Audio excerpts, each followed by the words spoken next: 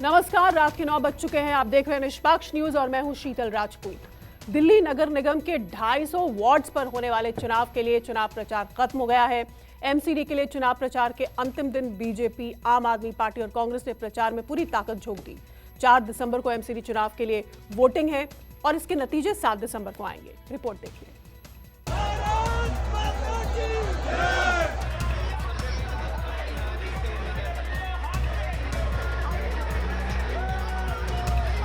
हमारे पास में जनता है, जनता का काम, मतलब जनता के बीच में काम बोल रहा है। शाम 5 बजते ही एमसीडी चुनाव प्रचार का भूपू खामोश हो गया।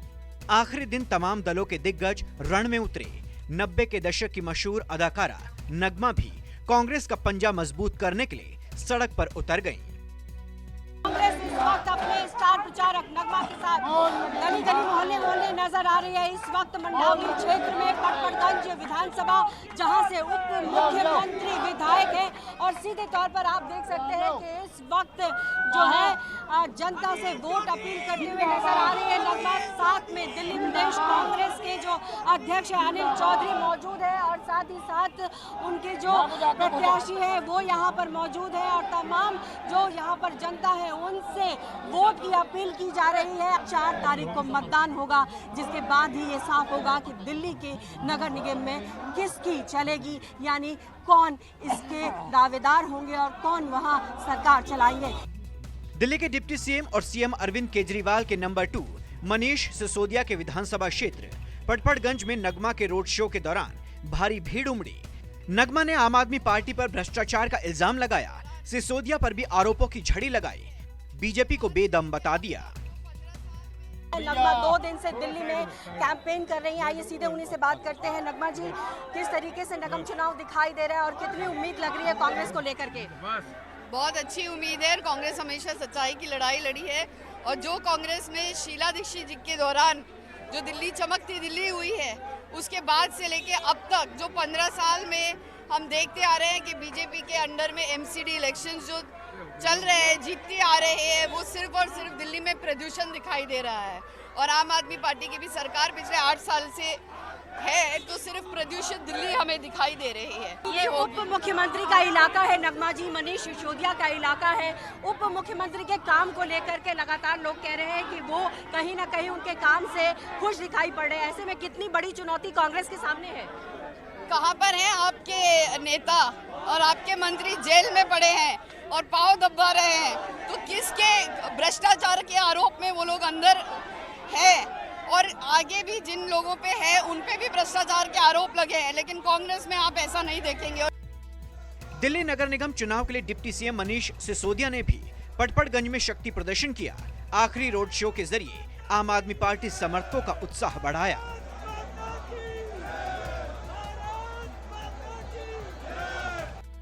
आखिरी रोड शो में सिसोदिया ने केजरीवाल सरकार की उपलब्धियां गिनाई तो बीजेपी पर सवालों की बौछार कर दी। इस झाड़ू से क्या संदेश देना चाहते हैं? घर की संदेश है कि लोग अब पूरे घर घर में झाड़ू उठा चुके हैं और हर तरफ ये कह रहे हैं कि 15 साल में भारतीय जनता पार्टी ने कोई काम नहीं किया। बहुत दुखी हैं लोग इस बात से कि बीजेपी को मेन काम था साफ सफाई, वो करना था, उन्होंने किया नहीं। अब केजरीवाल जी को लेके आएंगे क्योंकि केजरीवाल जी को जो एक बार जिम्मेदारी थी उस पर ठीक से काम किया। आप लोगों ने शुरुआती दौर पे कूड़े को मुद्दा बनाया था, उसके बाद अब आप बात करें कि आरडब्ल्यूए के जो लोग होंगे उनको एक तरह से मिनी पावर दिया जाएगा। क्या ये सारे मुद्दे काम करेंगे? और जो आप लोगों का टारगेट है 200 पार की बात जो कर रहे हैं आप, क्या उस तरह से अचीव वो सीटें जो है वो अचीव हो पाएंगी? सीटें बहुत अचीव हो रही हैं, 200 से तो बहुत ज़्यादा सीटें अचीव होंगी। और केजरीवाल जी ने जो लिख के दिया है, दूसरा कूड़ा जो है आरडब्ल्यूए ही साफ कराते रहे हैं, एमसीडी तो बीजेपी तो करती नहीं रही।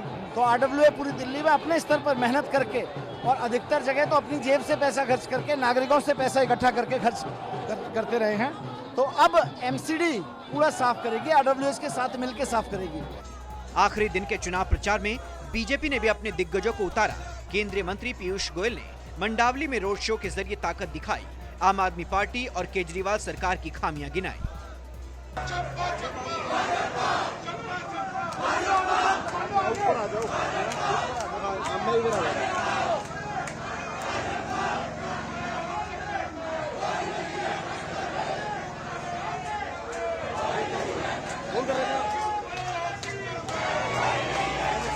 इससे पहले आम आदमी पार्टी के संयोजक और दिल्ली के मुख्यमंत्री अरविंद केजरीवाल ने दिल्ली की योगशाला प्रोग्राम के योगा प्रशिक्षकों के साथ संवाद किया। दिल्ली के कॉन्स्टिट्यूशन क्लब में सैलरी वितरण कार्यक्रम को संबोधित करते हुए सीएम अरविंद केजरीवाल ने एलजी और बीजेपी पर आरोप लगाए, तो वहीं योगा टीचर्स और उनकी सैलरी के लिए दान देने वालों की दिल खोलकर तारीफ की। जब योगा बंद किया एलजी साहब ने तो बहुत ज़्यादा दुख हुआ हम लोगों को कि दिल्ली के लोगों ने, फिर हम सब लोगों ने तय किया कि यार योग नहीं बंद होने देंगे, चाहे सरकार से पैसा आए नहीं आए। दिल्ली की जनता इतनी भी गरीब नहीं है कि अपने लोगों को मिलकर योगा नहीं करा सकती। तो हम हर महीने इसी तरह से डोनर्स के माध्यम से आप लोगों की सम्मान राशि देते रहेंगे। हम ये वोट के लिए नहीं कर रहे, हम ये दिल्ली वालों के लिए कर रहे हैं। केजरीवाल ने इन आरोपों को खारिज किया कि योगा क्लास के मुद्दे को वोट के लिए उठा रहे हैं, तो साथ ही ये दावा भी किया कि आने वाले दिनों में योगा करने वालों की तादाद कई गुना बढ़ जाएगी। मैं सबका मुख्यमंत्री हूँ, मैं बीजेपी वालों का भी मुख्यमंत्री हूँ, मैं आम आदमी पार्टी वालों का भी मुख्यमंत्री हूँ, मैं कांग्रेस वालों का भी मुख्यमंत्री हूँ। कल आप जब सवेरे अपनी अपनी क्लासेस में जाएं तो एक तो ये मैसेज दे देना कि अरविंद केजरीवाल जी ने कहा है कि आपकी क्लासेस कभी बंद नहीं होने देंगे, किसी हालत में बंद नहीं होने देंगे। अब जिसको वोट डालना चाहें आप वोट डालें। ये काम हम वोट के लिए नहीं कर रहे, ये काम हम पुण्य के लिए कर रहे हैं। निमित्त बनाया जा रहा है इस सब काम के लिए। हमारी बस इतनी इच्छा है कि भगवान हमारे से इसी तरह से अच्छे काम कराते रहे। मेरा टारगेट है कम से कम 20-25 लाख लोगों को हमें डेली योगा कराना है दिल्ली के अंदर। प्रचार खत्म होने से पहले बीजेपी ने रेहड़ी पटरी लगाकर रोजी रोटी कमाने वालों के लिए बड़ी घोषणा की। बीजेपी ने दावा किया कि नगर निगम की सत्ता में वापसी होने पर 2700 साप्ताहिक बाजारों के रेहड़ी पटरी वालों को नियमित किया जाएगा, उन्हें आत्मनिर्भर बनाया जाएगा। ये सुनिश्चित किया जाएगा कि ऐसे जितने साप्ताहिक बाजार हैं वहां पे जो मेहनत से अपनी जीविका अर्जन कर रहा है उसको रेगुलराइज किया जाए और इन सभी बाजारों को ऑथराइज बाजार का दर्जा मिले। किसी की यह हिम्मत ना हो कि मेहनत से कार्य करने वाले व्यक्ति के पास आए और कहे कि मेरा हिस्सा क्या है। जब प्रधानमंत्री जी ने 10-10 हजार रुपए की आर्थिक सहायता की घोषणा की तो उसके 3 दिन के बाद अरविंद केजरीवाल ने ये घोषणा की कि उनकी सरकार खोखा पटड़ी के लोगों के लिए 20-20 हजार रुपया उपलब्ध कराएगी। मैं पूछना चाहता हूं खोखा पट्टी के लोगों से, यदि किसी एक खोखा पटरी वाले को 20 हजार रुपया उपलब्ध कराया हो तो मैं आज कह रहा हूं मीडिया के सामने, मैं लीडर ऑफ अपोजिशन के पद से इस्तीफा दे दूंगा। 250 वार्डों वाले दिल्ली नगर निगम चुनाव के लिए 4 दिसंबर को वोट डाले जाएंगे और 7 दिसंबर को इसके नतीजे आएंगे। एमसीडी चुनाव की तैयारियों के लिए 3 दिसंबर को सभी सरकारी स्कूलों में 1 दिन की छुट्टी घोषित कर दी गई है। पल्लवी झा और कुमार गौरव के साथ अमित पांडे, दिल्ली न्यूज़ 24।